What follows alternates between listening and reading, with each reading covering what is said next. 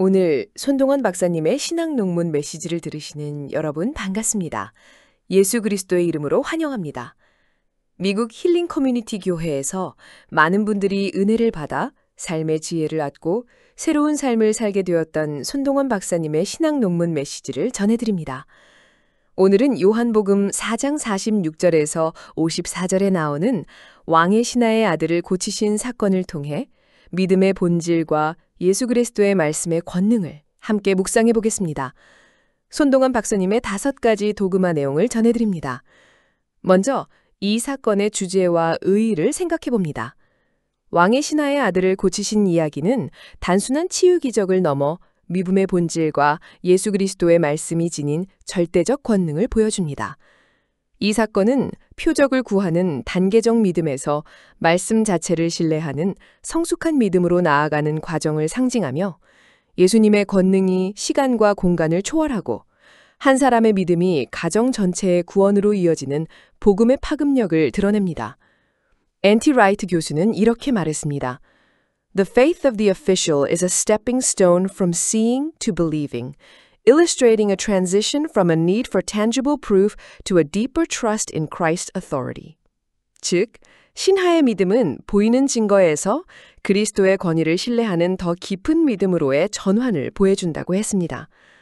손동은 박사님의 첫 번째 도그마는 말씀의 공간 초월성입니다. 예수님은 멀리 갈릴리 가버나움에 있는 신하의 아들을 가나에서 단 한마디 말씀으로 치유하셨습니다. 요한복음 4장 50절은 이렇게 기록합니다. 네 아들이 살아있다 하시니 그 사람이 예수께서 자기에게 하신 말씀을 믿고 가더니. 영어 성경 NIV에서는 You may go, your son will live 라고 나옵니다. 이 말씀은 예수님의 권능이 시간과 공간에 구애받지 않음을 보여줍니다. 손동은 박사님이 이렇게 말씀하셨습니다. 이 구절은 신하가 말씀을 믿고 행동으로 옮긴 믿음의 순간을 강조한다고요. 히브리어 다바르, 즉 말씀은 단순한 언어가 아니라 현실을 창조하는 하나님의 권능입니다. 헬라어 로고스는 요한복음 1장 1절에서 태초에 말씀이 계시니라로 예수님을 지칭하며 생명과 치유를 일으키는 인격적 존재를 나타냅니다. 라틴어 verbum Dei manet in aeternum, 즉 하나님의 말씀은 영원히 거한다는 이사야 40장 8절의 진리를 떠올리게 합니다.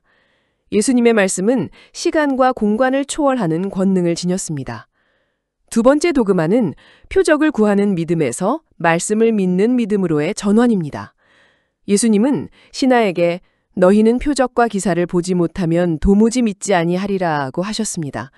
요한복음 4장 48절입니다. 신하는 처음에는 표적을 구했지만 예수님의 말씀 한마디에 표적 없이 믿는 신앙으로 나아갔죠. 손동은 박사님이 이렇게 말씀하셨습니다. 이 구절은 당시 유대인들의 영적 상태를 지적하며 신하가 말씀 자체에 신뢰를 두었다고 설명하셨습니다. 헬라어 세메이온, 즉 표적은 예수님이 누구이신지를 보여주는 상징입니다. 하지만 신하는 세메이온을 보지 않고도 믿음으로 나아갔죠. 히브리어 에무나는 흔들리지 않는 신실함을 의미하며 하박국 2장 4절에 의인은 믿음으로 말미암아 살리라를 떠올리게 합니다. 라틴어 크레도 우트 인텔리감, 즉 나는 이해하기 위해 믿는다는 말처럼 신하의 믿음은 이해에 앞서 말씀을 신뢰하는 데서 시작되었습니다. D.A. 칼슨은 이렇게 말했습니다. True faith is anchored in the visible, but in the invisible authority of God's word.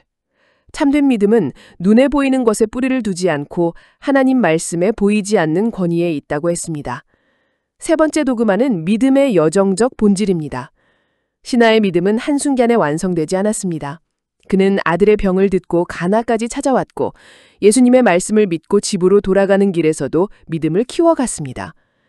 요한복음 4장 53절은 이렇게 기록합니다.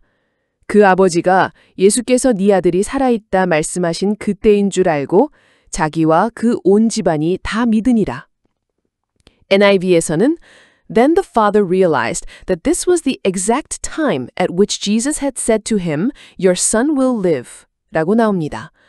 손동은 박사님이 이렇게 말씀하셨습니다. 이 구절은 믿음이 삶의 과정 속에서 확신되는 여정임을 보여준다고요. 히브리어 하락, 즉 하나님과 동행하는 삶의 여정은 헬라어 포리오마이, 즉 목적지를 향한 적극적 나아감을 의미합니다. 신하의 여정은 믿음으로 말씀을 따라가는 동행이었습니다.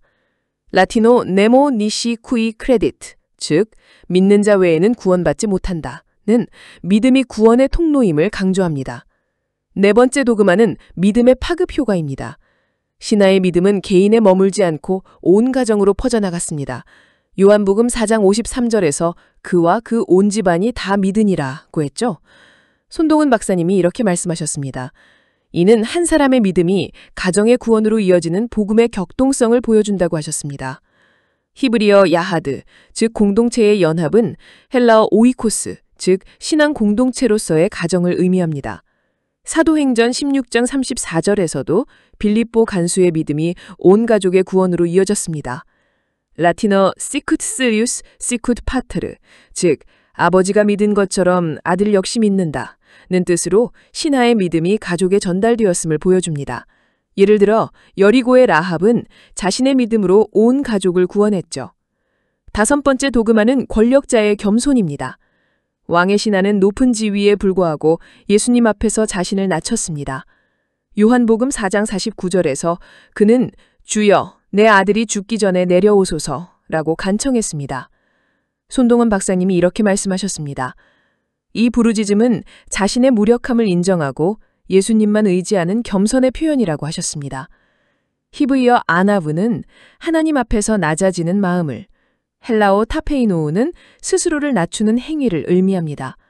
라틴어 후밀리타스 에스트 푼다멘툼, 즉 겸손은 기초다는 이 사건의 핵심을 보여줍니다. 다윗 왕이 하나님 앞에서 춤을 추며 자신을 낮춘 것처럼 신하의 겸손은 기적의 출발점이었습니다. 이제 결론으로 들어가겠습니다. 왕의 신하의 이야기는 구약의 언약적 신실함과 연결됩니다. 히브리어 에메트, 즉 하나님의 신실함은 그분의 약속이 변치 않음을 보여줍니다. 열왕기상 17장 16절은 여호와께서 말씀하신 대로 행하사라고 기록하며 하나님의 신실함을 강조합니다. 신약에서는 예수님이 새로운 언약의 중보자이심을 보여줍니다. 로마서 10장 17절 믿음은 들음에서 나며 들음은 그리스도의 말씀으로 말미암았느니라. 헬라어 아쿠오는 말씀을 듣고 순종하는 태도를 의미합니다. 또한 이 사건은 예수님의 신성과 인간의 믿음이 만나는 기독론적, 구원론적 사건입니다. 요한복음 1장 12절 그 이름을 믿는 자들에게는 하나님의 자녀가 되는 권세를 주셨으니 헬라어 뒤나미스는 예수님의 권능이 기적을 일으켰음을 보여줍니다. 오스왈드 챔버스는 이렇게 말했습니다. Faith is the courageous decision to act upon what God has said, even when there is no visible evidence. 믿음은 보이지 않는 증거 속에서도 하나님 말씀에 따라 행동하는 용기 있는 결정이라고 했습니다. 라틴어 솔라 스크립튜라, 논 시냐, 즉 오직 성경으로, 표적이 아닌 는 신앙이 말씀에 뿌리 내려야 한다고 강조합니다. 헬라어 자오는 단순한 육체적 생명을 넘어 영적 구원을 의미합니다. 이 사건은 우리에게 세 가지 실천 원칙을 줍니다. 첫째, 말씀 중심의 삶을 살아야 합니다. 신하처럼 말씀을 믿고 순종하는 행동이 필요합니다. 둘째, 겸손한 태도로 하나님 앞에 나아가야 합니다. 셋째, 가정 복음화의 사명을 감당해야 합니다. 우리의 믿음이 가족을 하나님께로 인도할 수 있습니다. 왕의 신하의 이야기는 예수 그리스도의 말씀이 시간과 공간을 초월하며 겸손한 믿음이 구원의 통로가 됨을 보여줍니다.